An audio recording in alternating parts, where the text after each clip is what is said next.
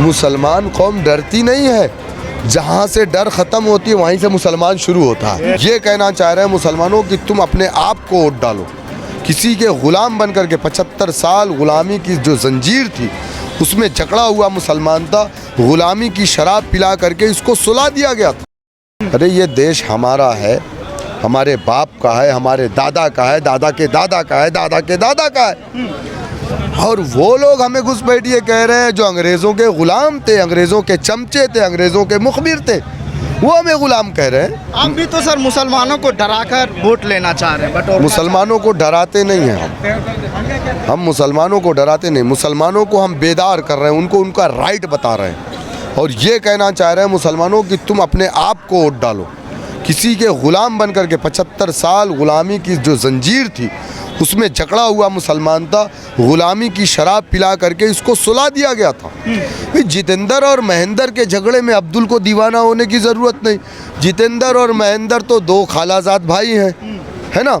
तो फिर चचा और भतीजे की लड़ाई में क्या ज़रूरत अब्दुल को दीवाना होने की।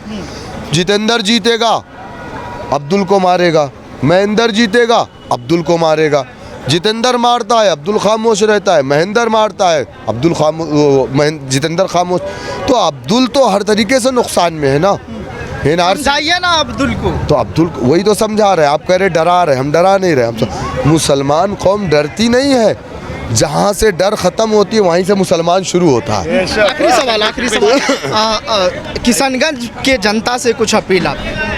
किशनगंज की जनता बहुत समझदार है, हाँ। और किशनगंज की जनता ये जानती है कि इस बार उसे क्या करना, कि अगर हमको अपने मदारिस और मसाजिद खानका अपनी दरगाहों की हिफाजत करनी है तो अपने आप को मजबूत करना पड़ेगा। हमारे पास सियासत के अलावा कोई दूसरा विकल्प नहीं, क्योंकि संविधान में आपको इस बात का राइट नहीं है कि आप कानून को हाथ में लोगे। संवैधानिक तरीके से हम बाबा साहेब भीमराव अंबेडकर के बताए हुए रास्ते पर चल करके हम इस लड़ाई को लड़ेंगे और अपनी लड़ाई को हम खुद जीतेंगे। जैसे मान्यवर काशीराम ने लड़ करके दलितों को उनका हक दिलाया था, उसी तरीके से हम इस लड़ाई को लड़ करके हम अपना हक और इंसाफ